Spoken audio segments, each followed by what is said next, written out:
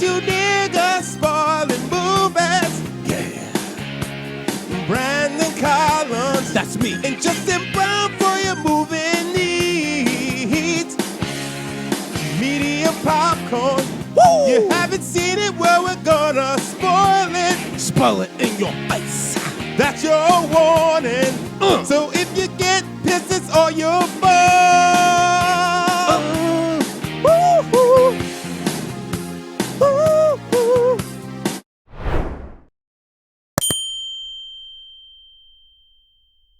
Lots of news and trailers to talk about, everybody. This is Eddie Collins.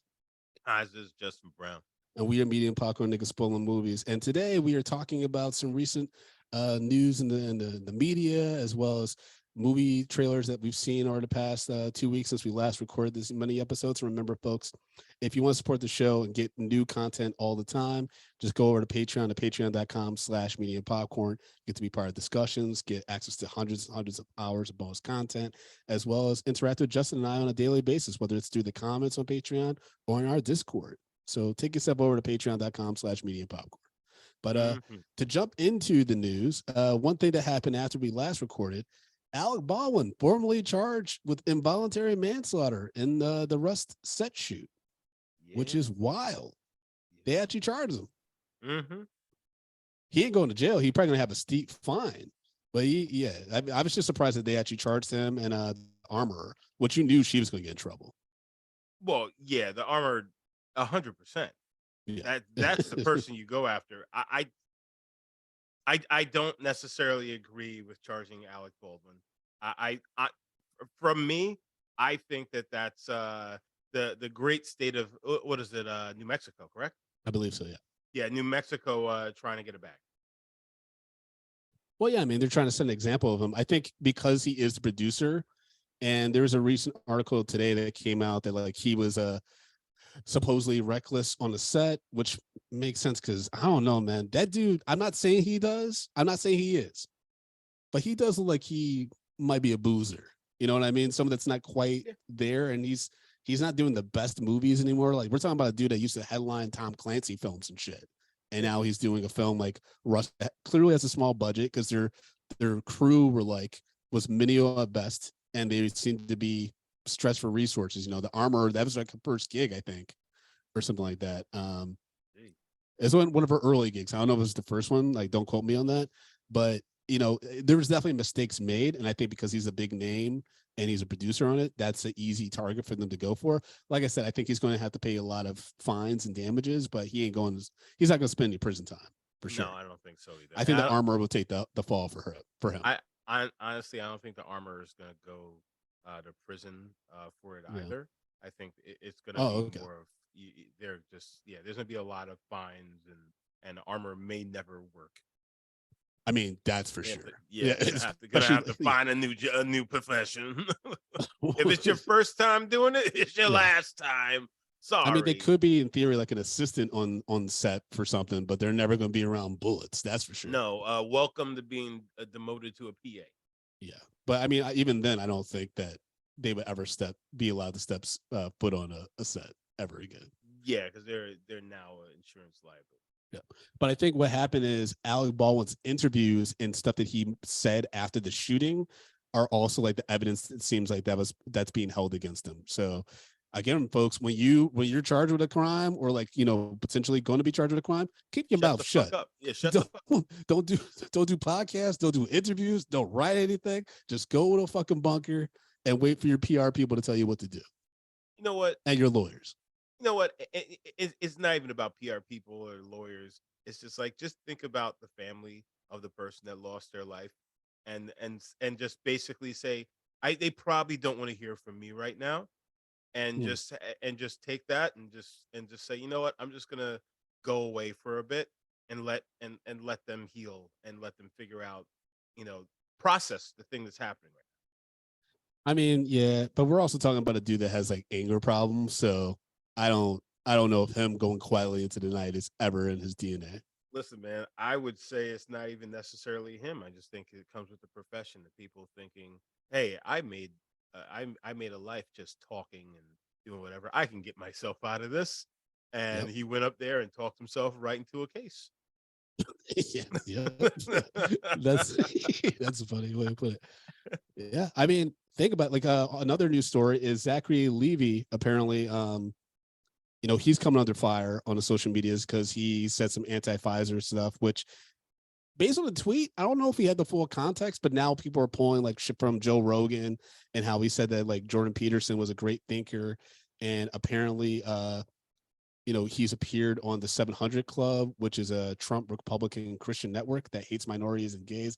I don't know. There's like a lot of people going down some rabbit holes to try to throw Zachary Levy under the bus. I have no heads or tails of it. Yeah. It's just interesting because DC can't. DC keeps taking all these L's, but at the same time, they're not going to get rid of these dudes. So all this social media outrage is for naught because we're going to talk about it later. Ezra Miller is going to still stay in the DCU after all said and done. Like, so they're going to forgive these dudes. If that had been like, let's say a Michael B. Jordan or a Lakeith Stanfield, yeah, like their careers might be in jeopardy. Yep. Listen, man. I don't even know why we're even talking about this guy. Like, listen, like people go on these shows and say dumb shit all the time, and it's just like it's whatever. By this point, shouldn't we all just be kind of used to people being kind of stupid with their words? Yes, yeah, yeah, fair point. Like, why are we surprised? Yep, Why are we that's true. surprised that some rich white guy goes and says some dumb shit? Like, you know what I'm saying? Yeah, that's very true. What did you think of the Shazam 2 trailer? With I guess Helen Mirren and Lucy Lewis, the villains, which I didn't know. Yeah. I'm kind of digging that, but I think the movie's gonna mean nothing. Well, yeah, that's what it seems like it's going, where it's going. I mean, it looks cool. I mean, it's a little weird that like I forgot from the first one they all have the powers now Yeah, yeah. of Shazam. Hey, but it gives So us Megan Good in a superhero outfit, and she yeah, looked. absolutely, absolutely. I'm here for Megan Good. Here for Megan Good. Mm-hmm.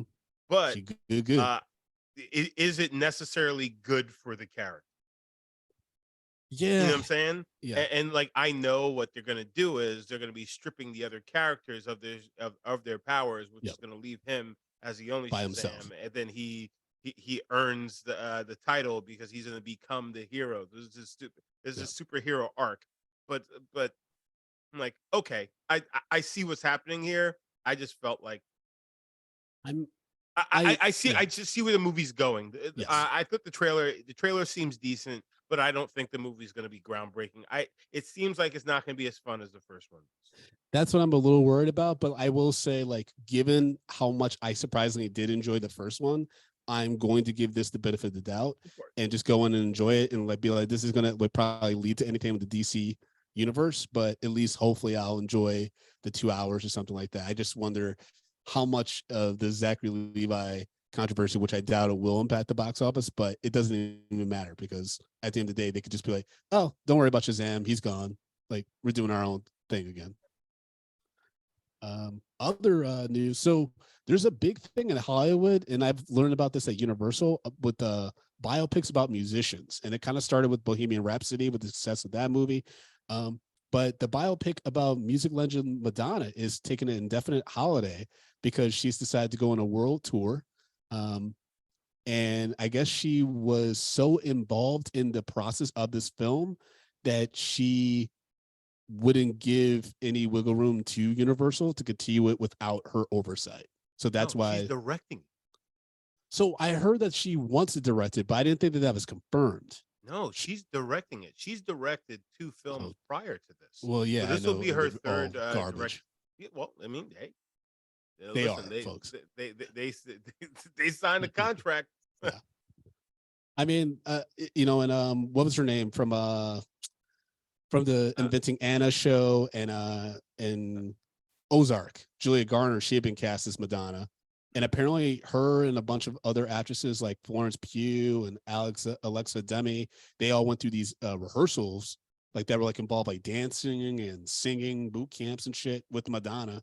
And Julia Garner, she got the role, and now the movie's not happening. But I'm sure her agents worked out some pay or play deal. There's no way after going through all that kind of training just for an audition that there's no guarantee like, hey, even if this movie doesn't get made, I get X amount of money.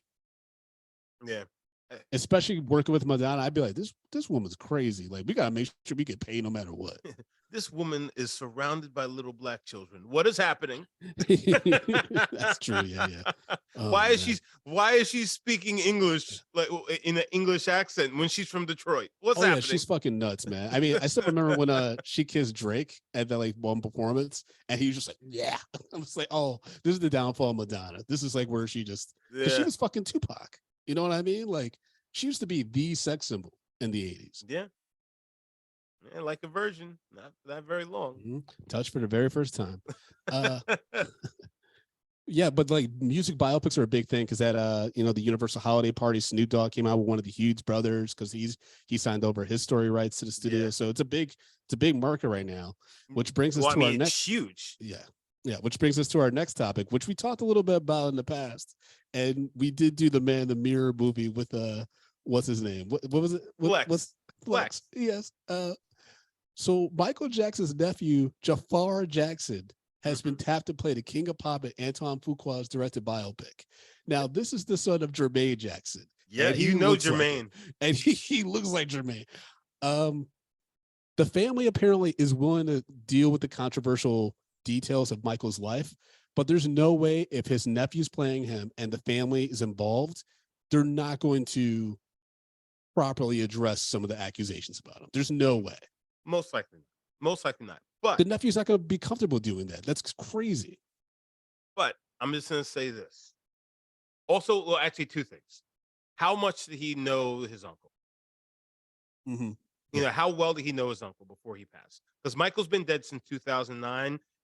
He is 20. He's 26 or 28, something like that. Yeah, yeah. 26. He's in his 20s. Yeah. So he's 26. So his uncle has been dead, for over, for what, 12 years now, 14 years, right? So there's that. Also, I will say, he's got that Michael Jackson voice. Did you watch that music video? I did, yeah.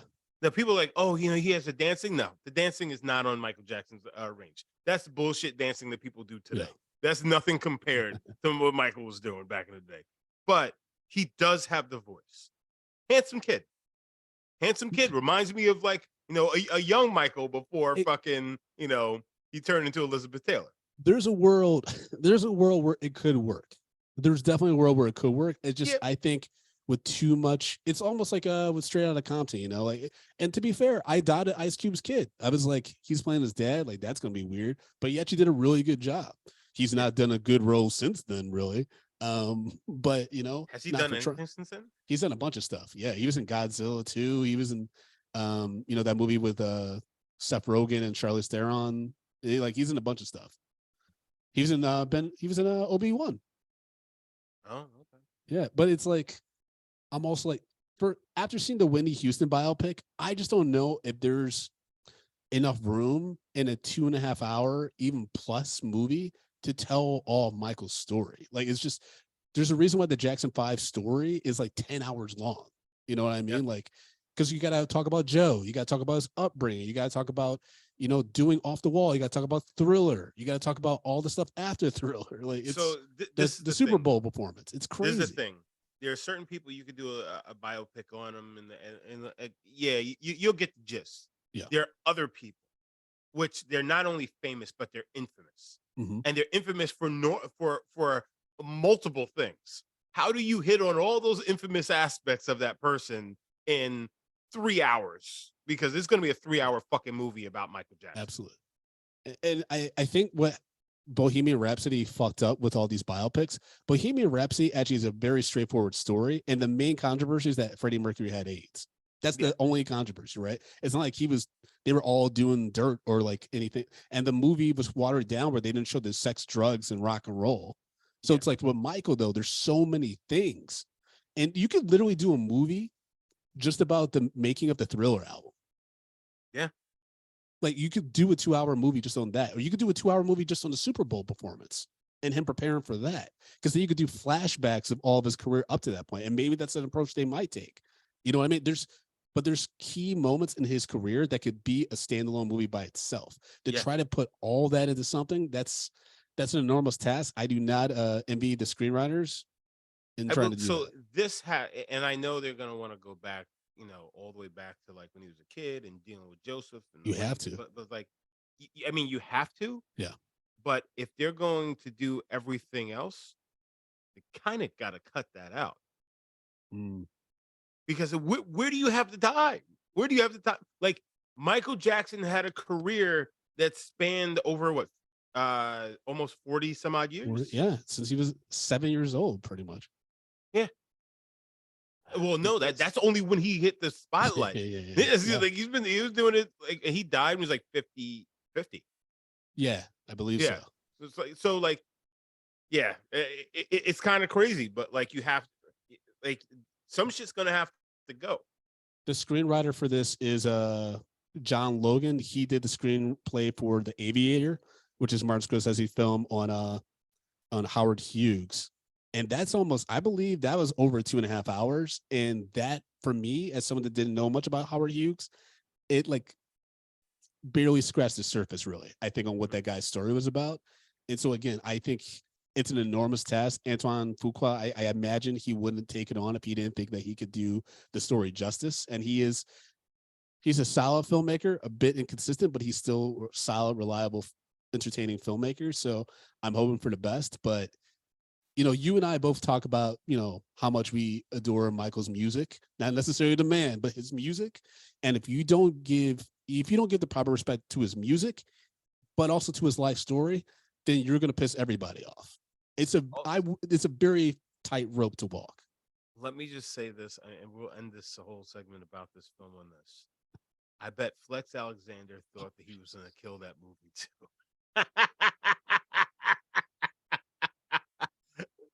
Just saying. Moving on. Possibly. In some positive news, even though I know some people have mixed feelings about her, Zoe Saldana commented on the fact that she is the first actress to have 4 movies that have crossed the $2 billion mark. Yeah. That includes the Avengers movies, Infinity War and Endgame, as well as the 2 Avatar movies. And she talked about sort of a roller coaster of emotions and gratitude. She appreciates the gratitude for the acknowledgement. That's wild, dude. And it sucks because she's never been able to be in her own skin in these $2 billion movies. Yeah. Like, but at the same time, go ahead. Sorry, I was gonna say, if you ask like a young kid to say, what does Zoe Saldana look like? They wouldn't know the green chick. The blue chick. Something may not even know she's brown, bro. Yeah. Like, you think they talk about M&Ms? By the way, what happened with that? What happened with the M&Ms? Why are they replacing them with Maya Rudolph? I'm so confused on that. Wait, what? Yeah, like they're taking away all the M&M kids and characters and shit. I guess there was like some controversy on Fox News about them or some shit. I don't have the article, but yeah, apparently like M&Ms are now like just going to a human spokesperson now. Okay. Well, you know what? Because you know that at one point people were complaining that the M&Ms were being woke. Just because they're diverse. I fucking hate the use of woke. That's a term that's used to guys. Just know I was finger quoting when I said that shit. Yeah. It's so fucking annoying, like how that's used. It's just it's term used to gaslight people of color. That's all that is. People are fucking stupid. I hate them. Yeah, but did you ever watch Fleabag on Amazon? No, actually, I haven't, but I that's one of the ones that's on my list. It's a fun, dark comedy. But Phoebe Waller-Bridge, who's the writer and creator of Fleabag, and also I think she wrote, she was a co-writer on No Time to Die, the last James Bond movie. She's developing an Amazon TV series that I guess they're also doing like their own MCU style, where they're going to do TV series that then will do lead to spinoffs, video games, and also a movie. So that's a huge development deal. So good for her. And hopefully she'll give Laura Croft a little bit more something to do besides just being eye candy, or do a retread of the video game, because that's why I hated the last remake, the reboot with Alicia Vikander. Did you see that one? Yes, I did. It's exactly the first Tomb Raider reboot game. It was like very annoying while watching that movie. I'm like, oh, I y'all didn't do nothing different. Like y'all literally played. They showed us the same levels and everything. I just think the character's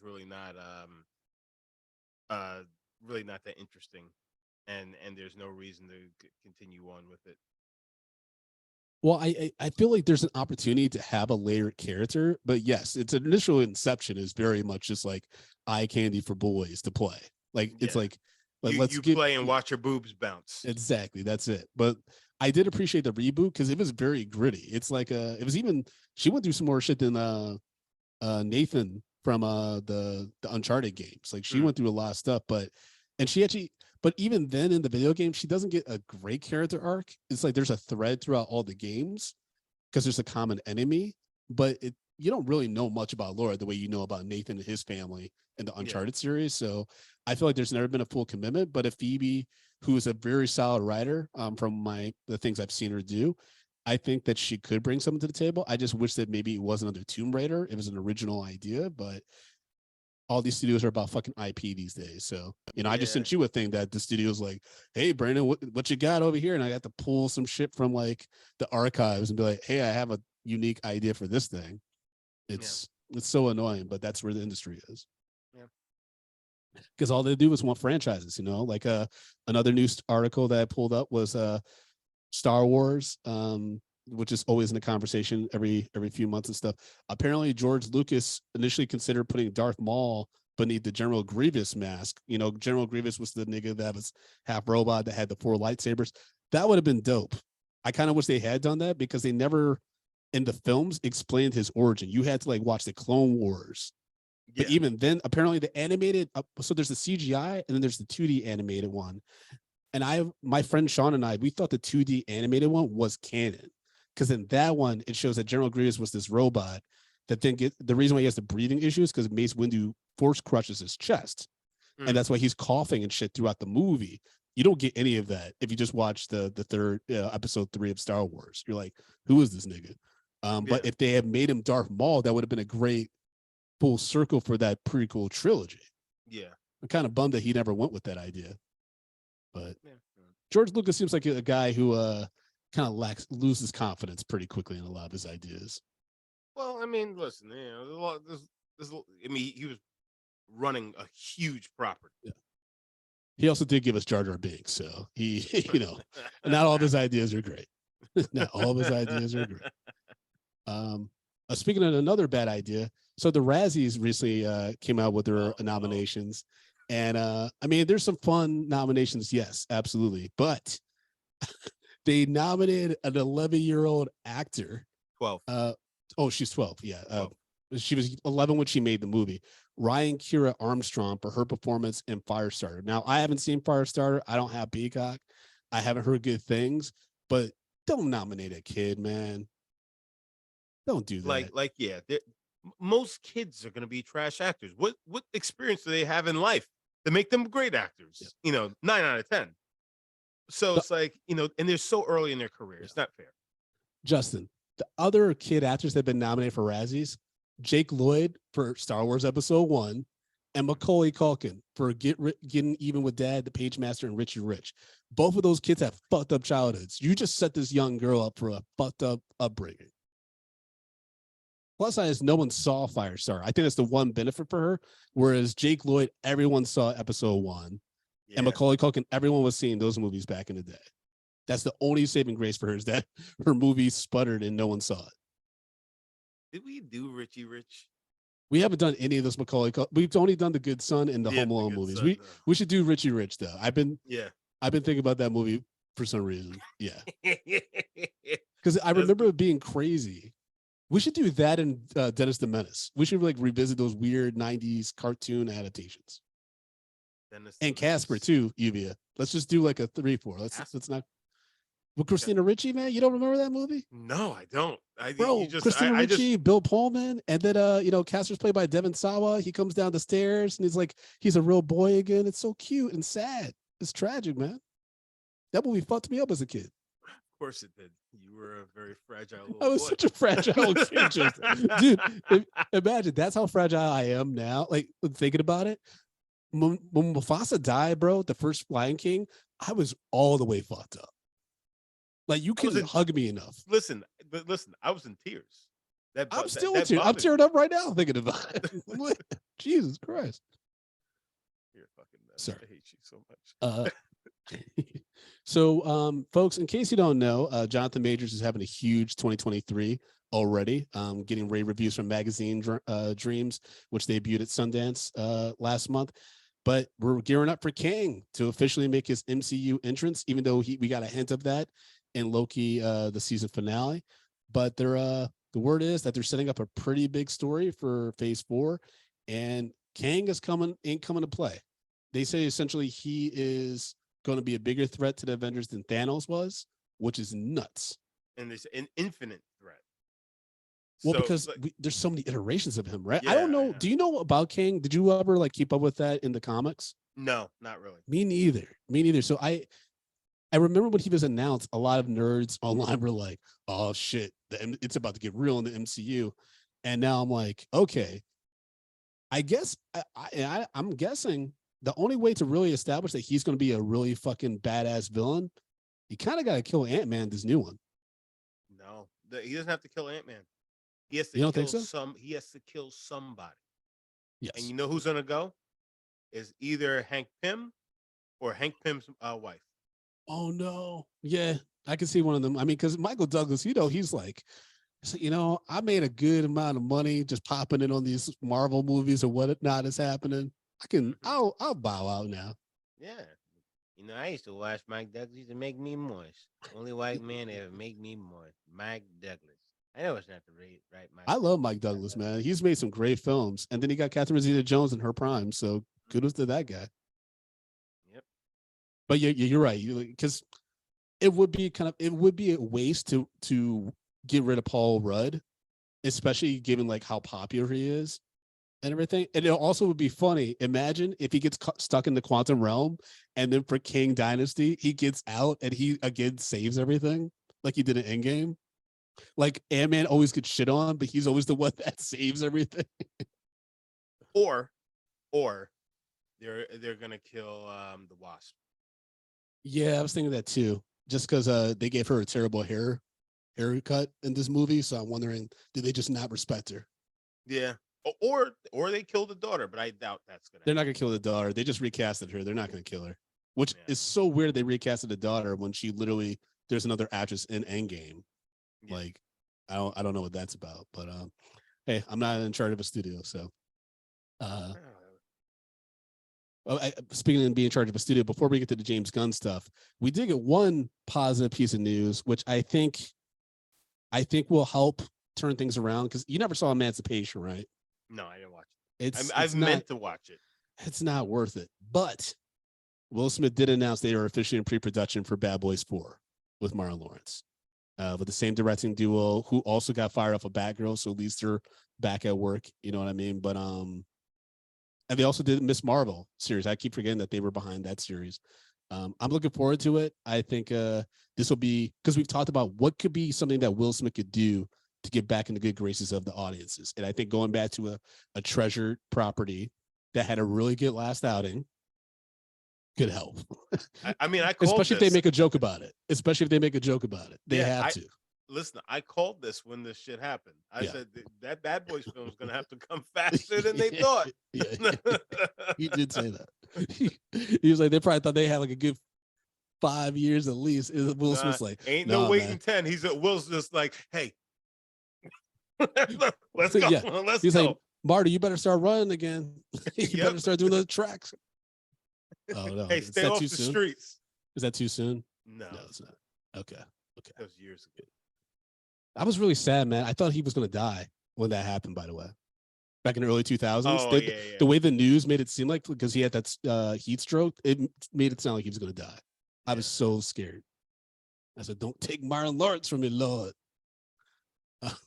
But yes, folks, we are getting a Bad Boys 4. So there's something positive to look forward to as Black folks that, miss our heroes, because that's going to be interesting. It's going to, yeah. Because all right, let's jump into the big stuff. Because we got to deal with the sun and all that shit. That was wild. But all right, folks, the DC slate has been revealed, at least the next 10 projects. by James Gunn and Peter Seraphon. I still don't know how that really works. So there's several projects that are part of Chapter 1, I guess. That's what's being called. And that includes Creature Commandos, which is a 7-episode animated series. It's going to be written by James Gunn. Apparently, it's already in production, and it's going to be a modern take on the concept of a team of classic monsters assembled to fight Nazis. The voice actors have yet to be cast, but executives are looking for people who can voice the animated characters and also portray the live-action versions when the anti-heroes show up in movies and series. That's going to be a tall order to get that kind of talent that's willing to make that kind of commitment. Yeah. But I mean, listen, just Brendan Collins, we're here. We're available. Yes, we are. We are available. James Gunn, if you're listening, we are definitely available. I can do it, and I will do it. We also have Waller, which is a spinoff of James Gunn's series Peacemaker, starring Viola Davis, which I think is a good move. It's going to be written by one of the writers of Watchmen, and then a creator of the Doom Patrol TV series, which apparently a lot of people like. I haven't gotten into it, and I think it just got canceled, but I've heard good things, so I guess that's a good thing. And Viola Davis is a solid actress, so not worried there. Superman Legacy, which is a Man of Steel film that's going to be written by James Gunn, and it's up in the air as to whether or not he's going to direct it. This is meant to be the true kickoff of the DCU plans going forward. And Seraphon wrote, "It's not an origin story. It focuses on Superman balancing his Kryptonian heritage with his human upbringing. He is the embodiment of truth, justice, and the American way." And a release date of July 11th, 2025 has already been penciled in. So, all right. The next one is Lanterns, which is our version. They say it's our version of True Detective. It's terrestrial based. It will feature prominent Lantern heroes Hal Jordan and Jon Stewart, and it's one of the most important shows that they have in development. I never was really into Green Lantern, so I don't know what this means. So folks, put in the comments or tweet at us what, if that's a big deal for the DCU. All I know is I want the Black Green Lantern. That's the motherfucker I know from the animated series. Yes, yeah. That's all I want. Just don't cast Tyrese, please. Do not cast Tyrese. They ain't gonna do that. He's been campaigning for that role for years, bro. Yeah, Tyrese, go fuck yourself. Absolutely not. The next project, when he doesn't get it. The next project is The Authority, a movie based on a team of superheroes with rather extreme methods of protecting the planet that was first originated in the late 1990s. This is one of the, James Gunn says, one of the things about the DCU is that it's not just a story of heroes and villains. Not every film and TV show is going to be about good guys versus bad guys. Giant things from the sky come and good guys win. There are white hats, gray hats, and black hats. Okay, that's interesting, sure. Paradise Lost, which is going to be a Game of Thrones style drama set on the all-female island that is Wonder Woman's birthplace, filled with political intrigue and scheming between power players. It takes place before the events of the Wonder Woman films. That's an interesting way to establish that character, because you can get a young actress and then milk her, and we grow up with her. And so by the time she gets to her solo films, that's a pretty smart move there. Yep. We're getting the Batman sequel that's starring Robert Pattinson, directed and written by Matt Reeves, who's described the movie as epic crime saga, and it's been scheduled for October 3rd, 2025, and it's currently titled The Batman Part 2. So that's pretty dope to get a Superman and Batman movie in the same year. Yeah. Hopefully they don't do a quick crossover. They're not, Justin, because they are doing the Bold and the Brave and the Bold, which is the introduction of the DCU Batman. But this one is going to not just have Bruce Wayne as Batman, but introduce Robin, Damian Wayne, where, it's going to be Batman struggling with having a son that's an assassin and was raised to be so by Ra's al Ghul's League of Shadows. Mm-hmm. That's the one I'm actually looking forward to. Yeah, because the animated movies were so good, man. Batman versus Robin, that's a really fucking badass movie, dude. Mm-hmm. And Damian gets fucked up in that. Yes, he does. He fights Deathstroke. That was a brutal fight. I was like, yo. But hopefully they do it justice. Supposedly the rumor is that's the movie that they're talking to Ben Affleck about. Directing. Okay. All right, directing. All right. Directing, yeah. Because it's just like, I don't know if audiences are ready to fuck with a Robin that kills people and how Batman handles that. I think hardcore Batman fans are like willing to accept that, but I don't know if general audiences will be down with Batman who supposedly doesn't kill raising a son who does kill. I'd be Yeah, curious I to know mean, how like people are going to react to that. they have to understand. I mean, I think once you understand the context of that whole family dynamic, it's Yeah, not too far removed where you're just like, oh, okay, that kind of makes sense how that could yeah, happen. fair enough. The next project is Booster Gold, an HBO Max series that's going to be based on a unique, lesser-known hero that was created in 1986. I've never heard of Booster Gold, but apparently this is going to explore imposter syndrome as a superhero. Yeah. Sure, I'm pretty sure they were trying to do that with the Flash, but okay. Well, so yeah, so Yeah. basically, it's a character that's from the future, and he comes back into the past using the future technology to be a superhero in the past. Oh, okay. Sure. Exactly. So Okay. basically, it's just like Tony Stark goes back. If you want to think about it in that sense, That's funny. but like, yeah, it's interesting. Yeah. I looked up the character. I was just like, okay, this does sound like something I'm gonna be really caring about. But give it a Yeah. shot, see what happens. Okay. The last two projects are Supergirl, Woman of Tomorrow, which Supergirl is going to take its cues from the recent Tom King written miniseries that will take a different approach to Superman's cousin, because the Supergirl movies from back in like the day were like fucking wild. They did some weird shit there. So yeah, I guess we're going to see how Supergirl lives with her powers, and I guess she's going to be 14 years old, so that's going to be interesting Well, to so see. also the movie's going to be a little bit different in the senses that she grew up on like a broken Krypton where everybody's dying. So Mm, she doesn't yeah, have the same outlook and hope that yeah, she's been through some Kal-El shit. has. Yeah. Got it. Okay. And then the last project is Swamp Thing, a horror film that promises to close out the first part of the chapter 1 for the DCU. Supposedly James Manigold, who's doing the last Indiana Jones and also wrote and directed Logan, is looking to do that one. So he's been killing it lately. So I'll have faith in that. But the other news about DCU is Ezra Miller. Apparently, James Gunn said that The Flash is one of the greatest superhero films he's ever seen. And I have heard it tests through the roof. But the fact that they're saying, hey, Ezra is doing the work, they're going through therapy, they're taking their crime seriously, I think they're going to keep that motherfucker on for future movies. And And that's really frustrating. listen, I'm going to tell you right now. No, I'm not going to say that. I'm not going to say that. I'll just say this. I'm not like for the Flash. Actually, I don't even know if I want to support that film at all.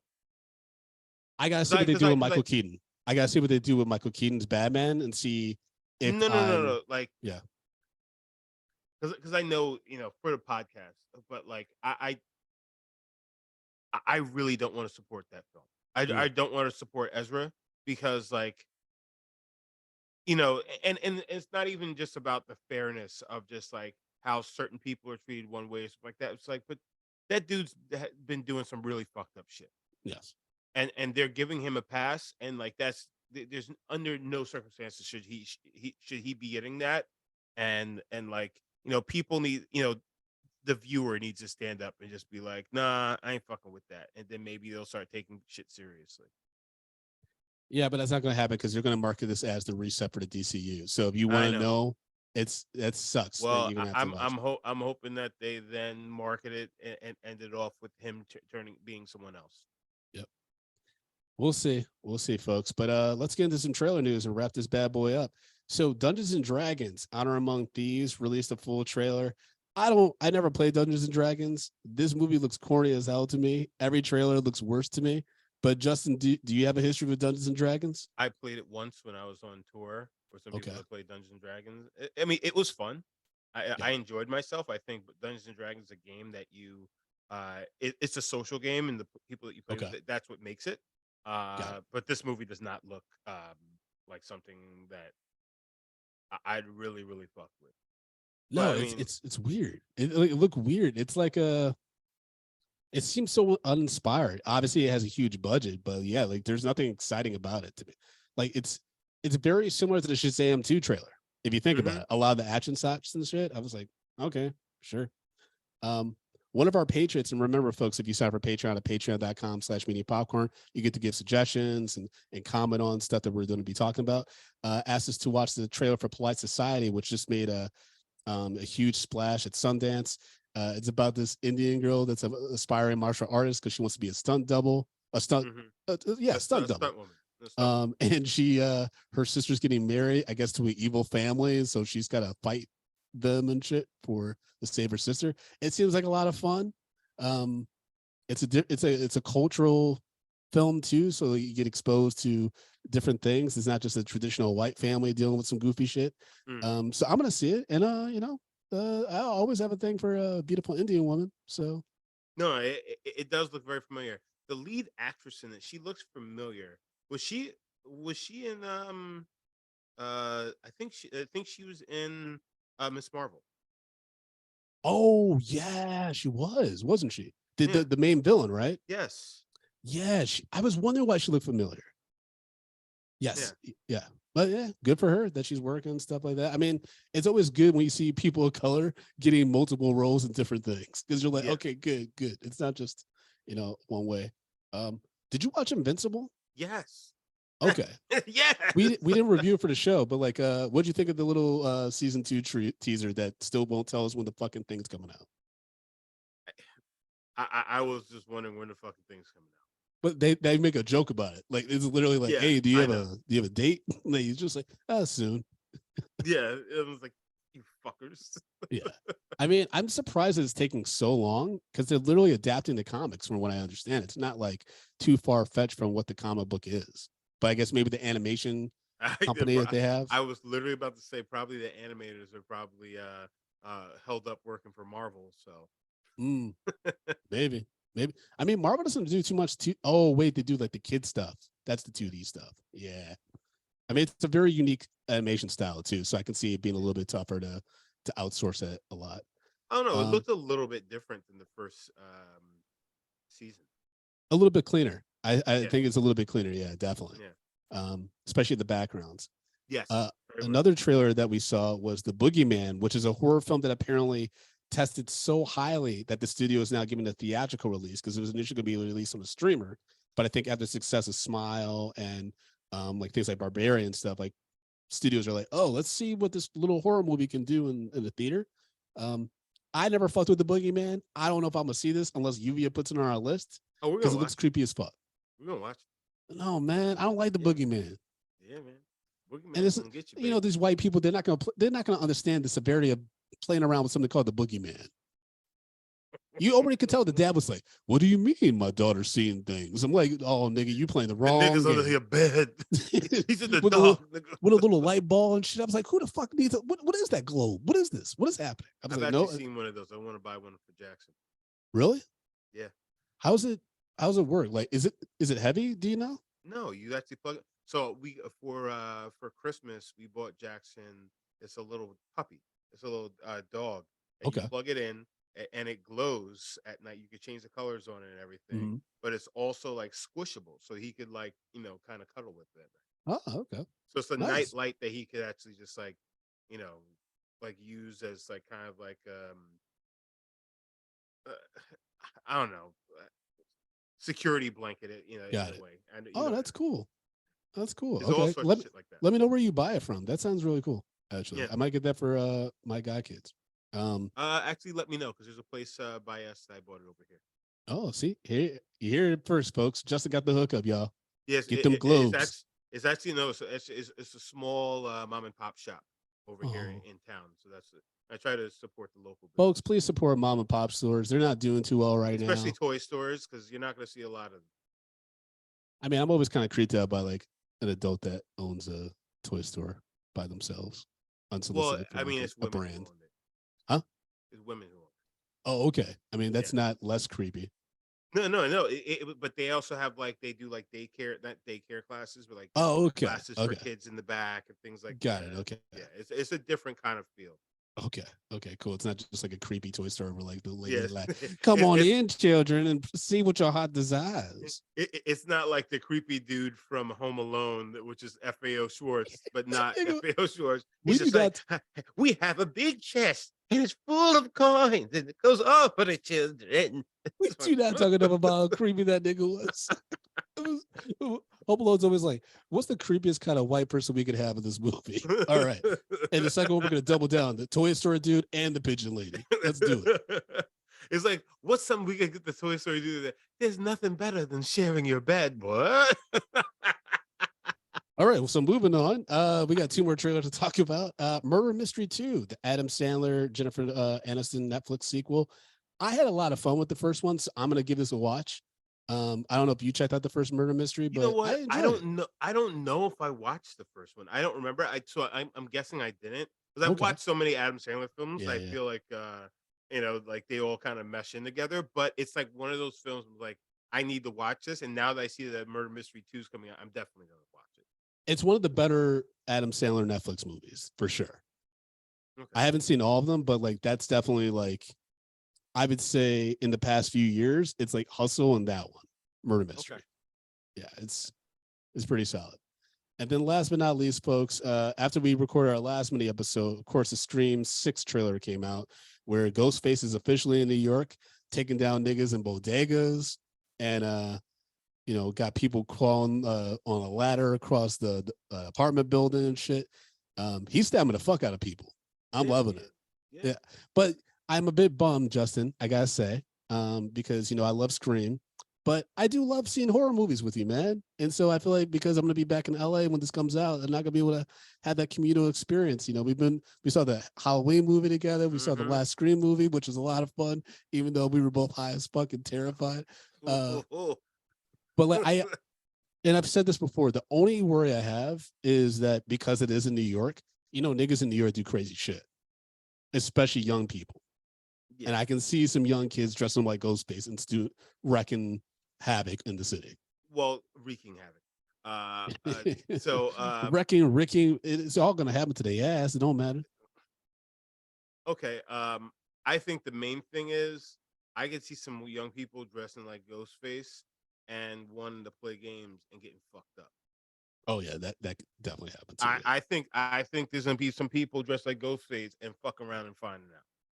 Oh yeah, and that's gonna be a bigger problem for them, and they're gonna deserve it because when the police show up and police is just like, yo, this nigga's dressed like the goddamn killer to things, and he jumped out on me. It's like, yeah, well, yeah. When you're gonna catch that 2-piece, you can catch the 2-piece. Yeah. We hit first, ask questions later, baby. I do think that based on the trailer, I absolutely think, especially given her popularity, obviously like they didn't know that Wednesday was going to be the hit it is, but I do think Jenna Ortega is going to be the mastermind behind all of this because they also released like a Scream 6 like subway map poster, and Tatiana pointed out that Scream 6 runs a parallel with Scream 3, which at the end revealed that it was Sydney's brother behind everything, right? And so that. And then, but also they have that shrine to Ghostface with all the creepy shit from the past killings. And I'm like, yeah, what is that about? And so I also think that Kirby might be a killer because she's apparently an FBI agent. And that's the only kind of person that could have access to that kind of shit. True. To all the past masks and they have fucking Billy's bloodied shirt where he got fake stabbed and shit. I'm like, that's intense. So, folks, in case you can't tell, I'm excited for Scream 6. And, even though I'm just going to say this. I'm gonna say this. Okay. I don't think that this movie, like, I'm gonna have to suspend belief because I don't think that you can walk around New York pulling this bullshit and you're gonna get far. Okay, you really don't think so? Because I always think about that scene. You remember Collateral with Tom Cruise and Jamie Foxx, where they talked. Tom Cruise kept saying like that story about that dude who died on the subway and no one paid attention. Yeah, and that's how he dies at the end. I'm like, I've always felt like that's possible in a big urban city. Yes, but chasing people around and all that kind of shit and people screaming in New York City, nah, bro. You gonna catch some NYPD fucking bullets in your back. Maybe. I mean, that's one thing about this movie is that it takes place all in one night, pretty much. So to your point, that means Ghostface is like, clock is ticking. I gotta take. Yeah, the boys are coming. Because even in the scene in the trailer when he's talking to Gail and she's like, you're like the 10th person trying to do this shit.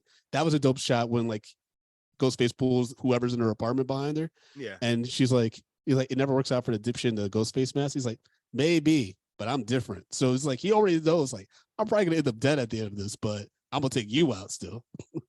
Which He was running I know. fast, man. Yeah, he was like what That- a reveal that Ghostface is actually Vin Diesel. Is he Toretto? Like, that's why he's a superhero? Like, what's going on here? By the way, we did the Universal Studios tour where they have like part of that Fast and Furious like ride, like it's a simulator. Have you ever done that by any chance? No. It is one of the crazy. It's so bad. It's so bad, and they clearly like they just filmed it in like a quick off day from set. It's just the laziest acting. And Vin Diesel, he jumps out of a car onto a helicopter in the ride. It's so crazy, dude. And he's wearing Tim's. Yeah, it's so crazy, dude. Yeah. I also went to Super Nintendo World. That place is nuts. I imagine. Yeah, they had like a employee preview. When the general audience gets in there, it's gonna be a shit show. Do you have a Switch? I do. You need to get the Mario Kart home circuit. What's that? Oh boy. Mario Kart home circuit. I was gonna buy this for Jackson, but okay. But I decided I have to buy him a Switch and everything for it. Yeah. So you literally get like a Mario Kart, a car with Mario or Luigi, right? Yeah. And you have signs, and you create your own circuit around. Oh, in your house. Yeah, I saw that. Yeah, that's cool. $100. Oh wow, that's cheap. So, but it's for each individual car. Oh, so yeah, so so the person or the other cars, they have to have a Switch as well, so you can play it on your Switch or whatever. But imagine like the car is literally driving around your house. So if like I'm walking and I walk over your car, you're gonna see that it in shit. the video. That's cool. Like that's fucking awesome. And I was gonna buy Jackson for his birthday, and then like I'm like, oh well, he's too young to get a Switch at this point. Damn, man, think about how far technology's gone. Because I used to play with Hot Wheels and shit, and now you can actually ride Hot Wheels through your house and record it. That's wild. And play it like a video game. I was like, and I'm not gonna lie, I was gonna buy that for Jackson. Yeah, I mean that's all fathers do. They just buy shit for their kids that they really want to play with. I don't know. Do you think that a Switch is like if he's 4 years, he's turning 4. He can't. It's he's a little too advanced for that. The controllers are a little bit tougher to play with, I would say, than like a Xbox or PlayStation. Okay, it's not as kid friendly. Like when you have a handheld, it's a lot easier to play than like connecting it to your TV screen and playing with the little controllers. That shit sucks.